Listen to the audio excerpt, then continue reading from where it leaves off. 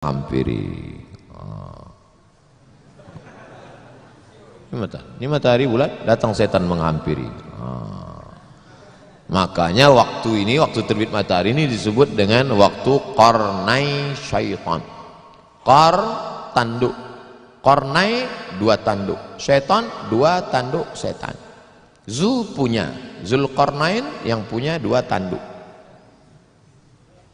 Qarnain dua tanduk setan. Sampai berapa lama setan menghampiri matahari ini? Qaidaramhin, setinggi tombak. Jadi kalau ditegakkan tombak di atas tanah segini tinggi tombak, lalu kemudian matahari ini naik setinggi tombak. Itulah makanya selama matahari naik setinggi tombak kita tidak boleh sholat. Kenapa? Tasyabuh, menyerupai orang musyrik jahiliyah, karena mereka menyembah setan, menyembah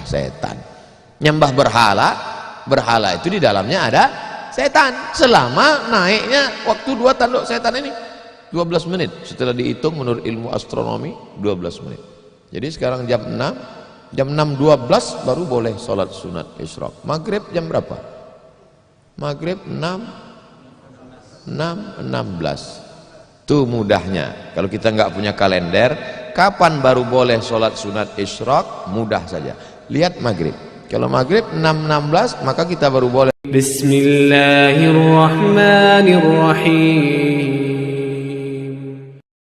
Sholat nanti jam 6.16. Tadi Ustadz bilang 12. Kenapa 16? Kalau pas 12 kadang setan ini molor juga. Nah, itu. Dia enggak pas jam 12 itu langsung cabut, enggak. Bisa jadi dia nongkrong-nongkrong dulu, ngopi-ngopi dulu. Itu maka dilewatkan, digenapkan. Jadi kadang, makanya Ustadz kadang sebenarnya waktu dua tanduk setan ini 12, tapi supaya mudah ngingat atau lebih ihtiyat, lebih hati-hati, maka kita genapkan jadi 15. Itu maka 6.16. Semua ada dalilnya. Lewat 6.16 baru sholat sunat. Usolli sunnatal isyraq raka'ataini lillahi ta'ala. Tapi kata guru saya sholat duha Pak Ustaz. Kalau cukup 3 syarat namanya isyraq. Kalau nggak cukup 3 syarat namanya duha. 3 syarat itu apa?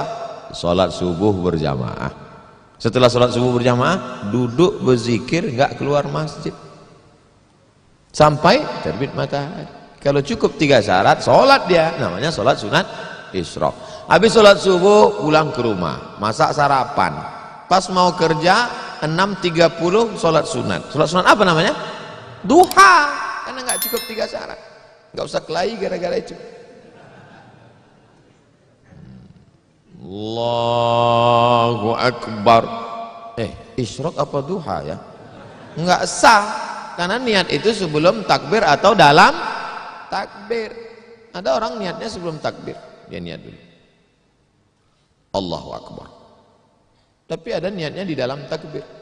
Allahu Akbar.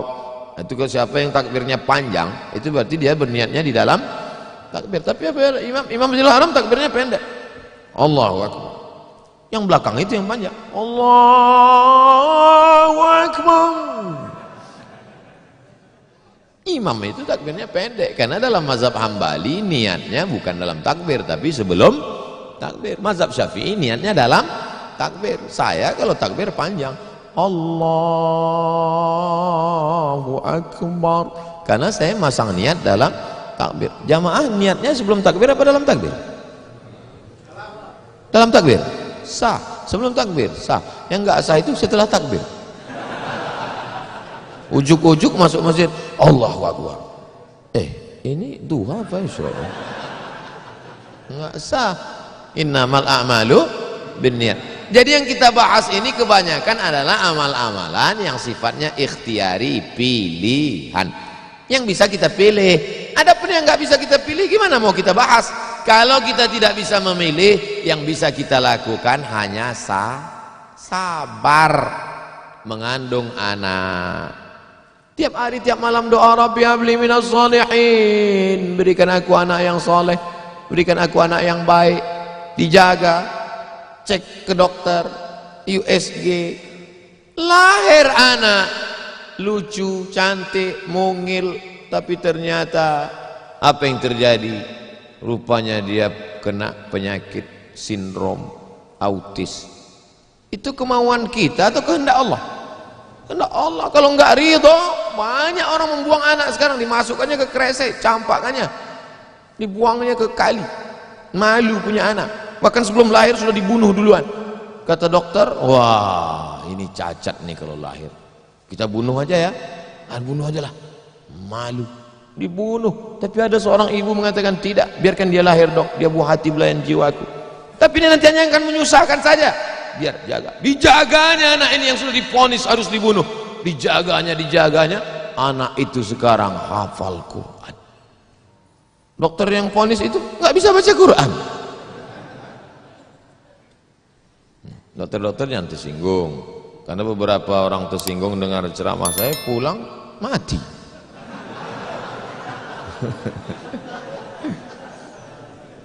Ada masanya kita bisa memilih, Bu, tapi ada masanya kita tidak bisa memilih. Makanya katakan, anakku, aku tak pernah meminta kau jadi anakku, sebagaimana kau tak pernah meminta aku menjadi ibumu. Ini takdir Allah, ini kuasa Allah. Allah yang menyuruh malaikat membawa ruh itu untuk memilih rahim mana yang mau dia masuk. Kita nggak pernah request dulu, aku mau masuk ke rahim Ratu Elizabeth, nggak pernah minta. Makanya kalau ada anak memahami itu, dia tidak akan malu mengakui orang tuanya. Aku malu punya ibu seperti kamu. Loh, emangnya kita dulu milih? Tidak. Ibu dulu milih punya anak? Tidak. Bapak dulu milih mau punya ibu seperti ini? Tidak. Bagaimanapun bentuk ibu kita itu, dia adalah ibu kita. Yang sudah meninggal ibunya, tidak ada cara lain kecuali mengirimkan Al-Fatihah, Allahumma firlaha warhamha wa'afiyha wa'fu anha. Tapi yang masih hidup, sebelum pulang nanti dari sini, beli makanan yang paling dia suka, bawa ke rumahnya, suapkan, belikan makanan, minuman, pakaian yang paling dia suka, kerudung yang paling dia sayang, cincin kalau ada duit. Jangan belikan yang imitasi, sakit hatinya.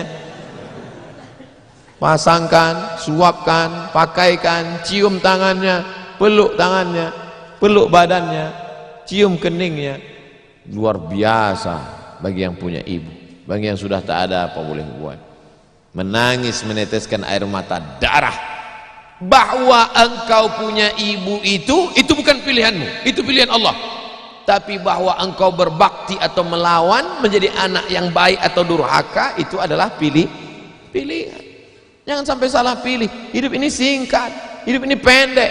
Tapi kalau sampai kau salah, maka azab yang akan kau terima nanti di akhirat, khalidina fiha abada. Allah beri kita pilihan. Alladzina amanu wa amilus solihati ulaika ashabul jannah. Orang beriman dan beramal soleh tempatnya surga. Walladzina kafaru wa kadzdzabu biayatina ulaika ashabun nar. Adapun orang yang kafir, ingkar, tak mau menerima hidayah, maka dia akan menjadi penghuni neraka. Sekarang kita sedang berada di simpang jalan, pilih mana? Alhamdulillah beberapa kali pilihan kita benar. Tadi malam sebelum tidur memilih yang benar. Bismika Allahumma ahya wa amut. Bangun malam pilihannya benar. Alhamdulillahilladzi ahyana ba'da ma amatana wa ilaihin nusyur. Benar apa salah ini? Benar. Bangun, bunyi jam. Tit, tit, tit, tit. Jam 3. Bangun atau tidur? Bangun atau tidur? Kata setan, tidur. Tidur. Tapi malaikat mengajak dia, bangun. Qum, bangun. Ya ayyuhal muzammil, wahai orang yang berselimut. Ya ayyuhal mudaththir, wahai orang yang berselimut. Qum, bangun. Dia lawan. Soal itu pilihan dia benar. Lalu kemudian antara sholat ke masjid atau di rumah ya, ke masjid atau di rumah ya, ke masjid atau di rumah ya. Ternyata dia pilih ke masjid. Lagi-lagi pilihan dia benar. Habis sholat ada pengumuman, mari kita dengar tausiah yang akan disampaikan. Dengar ceramah, kata setan, jangan, tonton YouTube aja.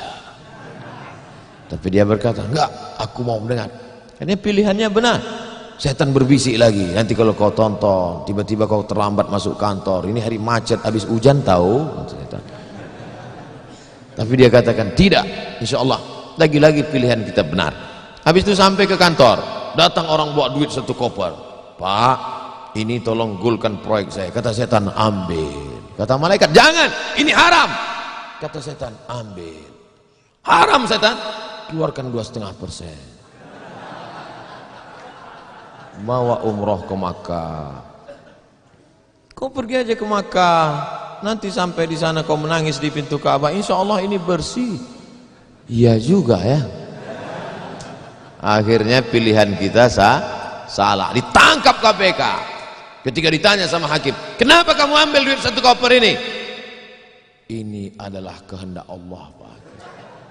Saat itu kita sedang salah atau benar? Salah 2 kali. Yang pertama salah saat memilih, yang kedua salah menyalahkan Allah padahal keputusan kita yang salah. Itu sebenarnya yang ingin disampaikan pada subuh yang penuh dengan kemuliaan ini. Kira-kira ceramah saya ini bisa dipahami? Kadang saya dengar ceramah orang nggak paham saya. Iya, pernah suatu hari waktu di hotel kami acara seminar, saya duduk sama kawan-kawan saya. Kawan saya nanya di sebelah, udah setengah jam dia ngomong sini. Kawan saya nanya, mat, dia nggak manggil Ustaz, mat aja. Mat katanya, ya. Kau paham nggak apa yang dia bilang? Enggak. Saya bilang, dia dapat gelar profesor itu karena kita nggak paham. Kalau kita paham, dia LCMA sudah.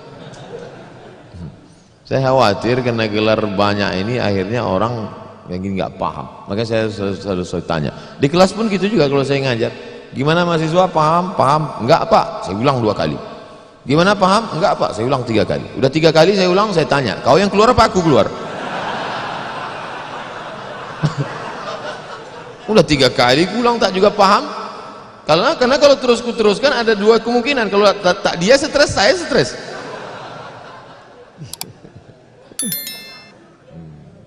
Bapak Ibu yang dimuliakan Allah, mudah-mudahan kita diberikan kepahaman, bukan sekedar ilmu.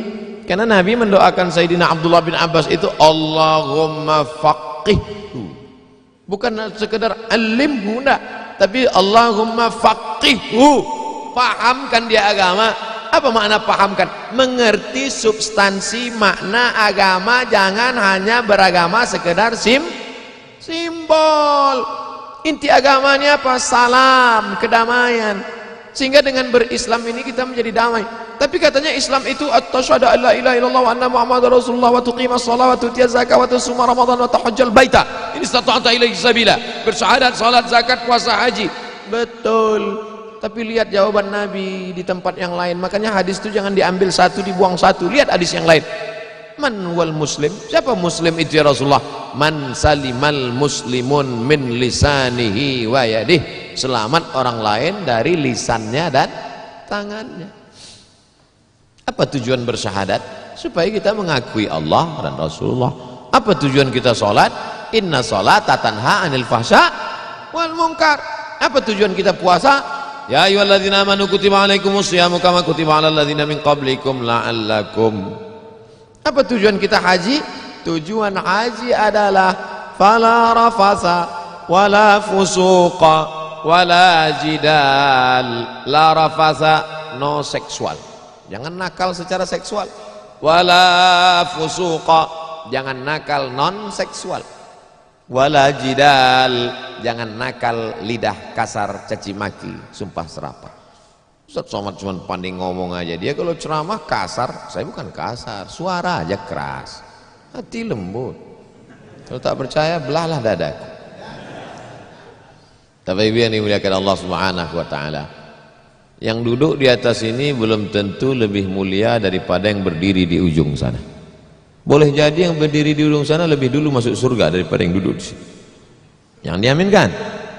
Kadang jamaah ini pas saya ngomong gitu, boleh jadi yang duduk di sana lebih dulu masuk surga daripada yang sini. Amin gitu. Intinya jangan merasa kita ini lebih baik. Kita ini orang yang paling banyak dosa. Abdul Somad, kau duduk di kursi ngomong didengar orang bukan karena kau hebat, tapi karena Allah masih sayang. Segala aib cacatmu ditutupi Allah. Kata Agim.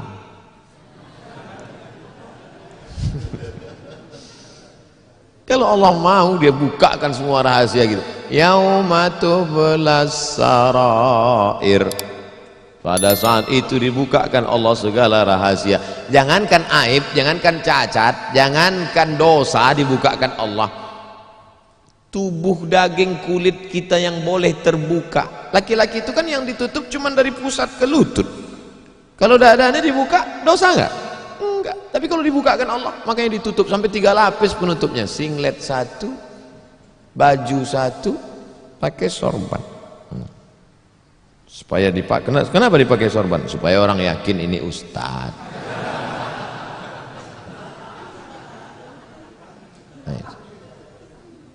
Betapa kita ini hanya ditutup oleh aksesoris. Makanya kita beragama faqih, paham, mengerti substansi makna agama. Hablum minallahnya baik, hablum minannasnya baik, sholat berjamaah ke masjid, hubungan baik dijaga dengan manusia, saling mendoakan, ada silap salah minta maaf. Maukah Bapak Ibu memaafkan segala silap salah saya selama menyampaikan tausiah ini? Dah selesai, habis 60 menit. Sehebat apapun iman Abu Bakar Siddiq, sudah 13 tahun masuk Islam, dididik, digembleng dengan tauhid, bersedekahnya emasnya sebesar batu yang digulung dalam kain. Tapi ketika musyrik jahiliyah datang menyerang, naik ke atas Jabal Zur, Abu Bakar itu ada rasa takut cemasnya atau tidak? Ada. Apa kata Nabi menguatkan Abu Bakar? Ma zannuka bisnaini fallahu salisuhuma. Abu Bakar, jangan kau sangka kita di gua ini cuma berdua di sini. Fallahu salisuhuma, Allah yang ketiga. Andai kau katakan kita berdua di sini, Allah ketiga. Andai kita di sini berempat, Allah kelima. Andai di sini kita berenam, Allah ketujuh. Wa huwa ma'akum aina ma kuntum, ada Allah. Makanya kalau sedang susah hati katakan ada Allah. Itulah maka kita bertasbih la ilaha illallah. Stres depresi ambil tasbih la ilaha illallah, la ilaha illallah, la ilaha illallah, la ilaha illallah, la ilaha illallah. Rasakan kebersamaan dengan Allah Subhanahu wa taala. Fir'aun dari belakang akan mengejar, menangkap, membunuh, mempancung kepala. Di depan Laut Merah. Lanjutkan ke depan, mati Laut Merah. Mundur ke belakang, Fir'aun. Apa kata Bani Israel? Inna lamudrakun, inna lamudrakun. Kita akan tertangkap Musa, kita akan mati Musa. Apa kata Musa? Kalla, kalla, inna ma'iya rabbi, bersamaku ada Allah. Stres, depresi, mau terkencing, maaf, mau mencret rasanya. Kenapa? Debit kolektor sudah ada di luar, digas-gasnya. Apa yang bisa dilakukan? Apakah kita masuk ke kamar mandi minum racun tikus? Enggak. Minum sampo? Enggak, mati, bebui-bui aja mulut. Yakinkan dirimu bahwa kau salah mengaku, aku akan bayar. Aku akan bayar Pak, tapi sekarang aku belum mampu, aku akan bayar. Sampai masanya aku bayar. Dia bentak, bentak lagi. Kapan kau bayar? Nanti aku bayar. Teriakan, bentakan yang berisi kekuatan pertolongan dari Allah. Dia pula yang pucat dengan iyalah saya pulang dulu. Dicabutnya pedangnya. Nabi waktu itu sedang sendirian di bawah pohon kurma. Sahabat-sahabat sedang jauh. Ya Muhammad, kemarin sahabatmu banyak, sekarang kalau aku pancung kepalamu, siapa yang menolongmu? Kata Rasul. Apa kata Nabi? Satu kalimat, Allah. Jatuh pedangnya. Dari mana kekuatan itu? Datang dari Allah. Mana ada kekuatan kita? Saya ketika ceramah, pulang dari ceramah awal-awal viral, awal-awal jamaah ramai, saya bawa ibu saya, almarhum mak saya. Pas pulang ke rumah dia nanya, kau miara jin ya? Kenapa sih bilang? Kok banyak sekali orang dengar ucapanmu? Berarti kau pakai pelet, pakai jin? Saya bilang tidak. Saya tak tahu ini kuasa Allah Subhanahu wa taala. Kita tak ada daya, kita tak ada upaya. Banyak juga orang ngomong memukau disenangi, PD-nya luar biasa, rupanya pakai sabu-sabu. Orang pakai sabu tuh PD-nya luar biasa. Hai guys, PD semua, rupanya error sudah otaknya. Makanya yang kita tanamkan ke anak-anak kita adalah keyakinan bahwa kau senantiasa bersama dengan Allah. Mama tidur kamar sebelah ya, kamu tidur sini. Mama takut ada hantu. Ada Allah, Allah. Maka tulisan dibuat di situ Allah, la ilaha illallah. Ini tenang ya nak, ada Spiderman. Gimana menanamkan Spiderman kepada anak? Akhirnya dia bukan gini. Kalau ditanamkan ada Allah, dia akan Allah bertanam Spiderman. Nah, gitu. Ustadz pun gitu kayaknya juga dari jauh. Pengalaman saya banyak anak-anak Ustadz gitu. Oleh sebab itu maka yang kita tanamkan ini adalah Allah. Saat kau senang nak, saat kau kaya nak, ada Allah. Maka jangan sombong, bersyukur pada Allah. Saat kau susah, jangan stres nak, jangan depresi. Kenapa? Karena ada tempat kau mengadu. Iyyaka na'budu wa iyyaka nasta'in. Itulah yang dapat saya sampaikan pada subuh yang penuh barakah ini. Kita tidak pernah berpisah. Kita tidak pernah berpisah karena kita tetap bersama dalam doa. Bapak Ibu selalu mendoakan saya, betul? Yang bilang betul yang mendoakan aja, enggak jangan. Kami selalu mendoakan Ustadz, tapi nama Ustadz enggak kami sebut. Kapan Bapak mendoakan saya? Ketika Bapak berkata, wassalamu alaina wa ala ibadillahis shalihin. Dan saya juga mendoakan Bapak. Ketika saya mendoakan Nabi, assalamualaikum ayuhan nabi wa rahmatullahi wabarakatuh, wassalamu alaina wa ala ibadillahis shalihin. Dan Bapak masuk dalam doa itu. Kenapa? Karena Bapak adalah orang-orang yang soleh. Pas saya ngomong gitu, ibu-ibu nangis. Berarti kami nggak masuk. Karena di situ wa ala ibadillahis shalihin. Besoknya karena ustadznya merasa tertekan, kalau gitu kita tambah wa ala ibadillahis shalihin wa sholihat. Kalau sudah disebutkan laki-laki, maka automatically perempuan masuk. Begitu kaedahnya. Makanya kalau tidak paham bahasa Arab, banyak perempuan nggak puasa. Kamu kenapa nggak puasa? Lu ayatnya untuk laki-laki. Ya ayyuhalladzina amanu kutiba alaikumusiyam. Kum, laki-laki, perempuan nggak puasa. Kaedahnya kalau disebutkan laki-laki, perempuan masuk. Tapi kalau disebutkan perempuan, laki-laki enggak. Begitu. Belajari bahasa Arab. Ini bahasa Inggris mantap. Bahasa Arab nggak belajar. Tidak ada masa terlambat untuk belajar. Utlubil ilma minal mahdi ilal lahdi. Menuntut ilmu itu sampai liang lahat. Itu bukan teori. Menuntut ilmu sampai liang lahat itu mana prakteknya? Buktinya orang sudah liang lahat pun tetap dibacakan talqin. Hai jenazah, kalau datang nanti malaikat bertanya kepadamu man rabbuka, katakan Allah. Man nabiyuka, katakan Muhammad SAW. Maka kita buka, katakan Al-Quran.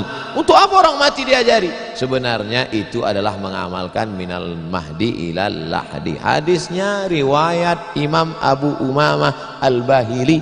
Kata Imam Al-Hafiz Ibnu Hajar Al-Asqalani, isnaduhu jayyid.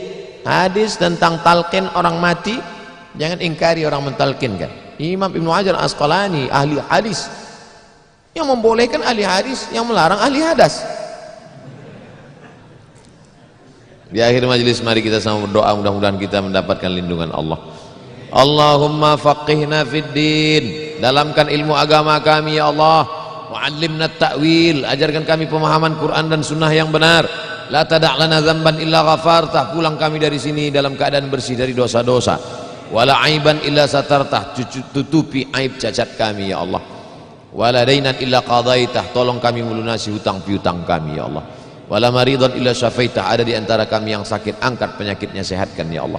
Wala mayitan illa rahimtah, keluarga kami yang sudah meninggal dunia, lapangkan kuburnya ya Allah. Wala hajatan min hawaijid dunya wal akhirati laka ridha walana fiha salah illa qadaitaha wa yassartaha. Segala hajat dunia, hajat akhirat, maka tunaikan, tolong kami untuk menunaikannya ya Allah.